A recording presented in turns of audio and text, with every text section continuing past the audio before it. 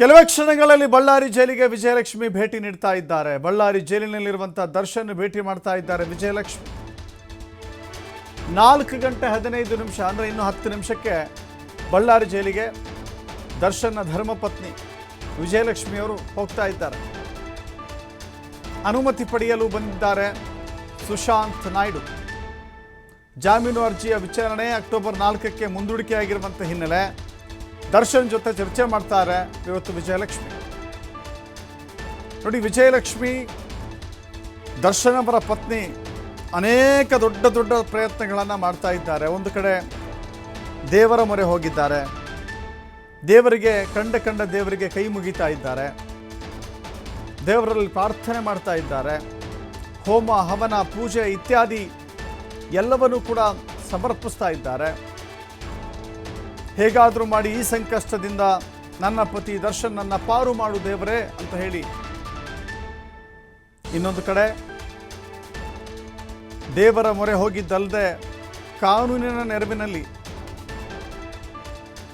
ವಕೀಲರ ಭೇಟಿ ಮಾಡಿ, ವಕೀಲರನ್ನು ಮಾತುಕತೆ ಮಾಡಿ, ಹೇಗಾದರೂ ಮಾಡಿ ಬೇಲ್ ಕೊಡಿಸಿ ಆತನನ್ನು ಹೊರತರಬೇಕು ಅಂತ ಹೇಳಿ ದರ್ಶನ್ನ ಪತ್ನಿ ವಿಜಯಲಕ್ಷ್ಮಿ ನಿರಂತರವಾದಂಥ ಪ್ರಯತ್ನವನ್ನು ಮಾಡ್ತಾ ಇದ್ದಾರೆ.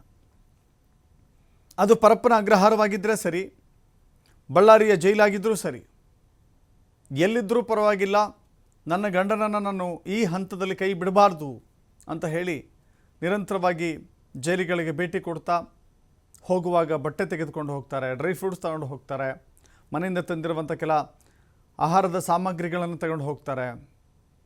ಎಷ್ಟು ಸಾಧ್ಯನೋ ಅಷ್ಟು ಪತಿಯ ಒಳಿತಿಗಾಗಿ ನಿರಂತರವಾದಂಥ ಪ್ರಯತ್ನ ವಿಜಯಲಕ್ಷ್ಮಿಯಿಂದ ಆಗ್ತಾ ಇದೆ. ಪರಪ್ಪನ ಅಗ್ರಹಾರದಲ್ಲಿದ್ದಾಗಲೂ ಕೂಡ ಅನೇಕ ಬಾರಿ ಭೇಟಿ ಕೊಟ್ಟರು, ಧೈರ್ಯ ಹೇಳಿದ್ರು, ಸಾಂತ್ವನ ಹೇಳಿದ್ರು, ನಾನಿದ್ದೇ ನಿಮ್ಮ ಜೊತೆ, ನೀವು ಯಾವ ಕಾರಣಕ್ಕೂ ವರಿ ಮಾಡ್ಕೋಬೇಡಿ ಅಂತ ಹೇಳಿದ್ರು. ತಮ್ಮ ಇಡೀ ಕುಟುಂಬವನ್ನು ಒಂದು ಸಲ ಕರ್ಕೊಂಬಂದರು, ಮಗ ಮಿನಿಸ್ಟರನ್ನು ಕೂಡ ಕರ್ಕೊಂಡು ಹೋದರು. ಹೀಗೆ ಎಲ್ಲ ಹಂತಗಳಲ್ಲೂ ಕೂಡ ತನಗೆಷ್ಟೇ ನೋವಾಗಿದ್ದರು, ಆತನಿಂದ ಅನ್ಯಾಯ ಆಗಿದ್ದರು, ಅದೆಲ್ಲವನ್ನು ಮರೆತು ಪತಿಯ ಒಳಿತಿಗಾಗಿ, ಪತಿಯ ರಕ್ಷಣೆಗಾಗಿ ಆಕೆ ಪಡುವಂಥ ಕಷ್ಟವನ್ನು ನಾವು ದಿನನಿತ್ಯವೂ ಕೂಡ ನಿಮಗೂ ತೋರಿಸ್ತಾ ಇರ್ತೀವಿ. ಇನ್ನೊಂದು ಕಡೆ ಪರಪ್ಪನ ಅಗ್ರಹಾರ ಆಗಿದ್ದರೆ ಬೆಂಗಳೂರಲ್ಲಿ ಸುಲಭವಾಗಿ ಹೋಗೋಕ್ಕೆ ಬರೋಕ್ಕೆ ಅನುಕೂಲ ಆಗ್ತಾ ಇತ್ತು. ಬಟ್ ಬಳ್ಳಾರಿ ಆಗಿದ್ದರೂ ಕೂಡ ಅವರು ತಲೆ ಕೆಡಿಸ್ಕೊಂಡಿಲ್ಲ, ನಿರಂತರವಾದಂಥ ಭೇಟಿಯನ್ನು ಮುಂದುವರಿಸ್ತಾ ಇದ್ದಾರೆ.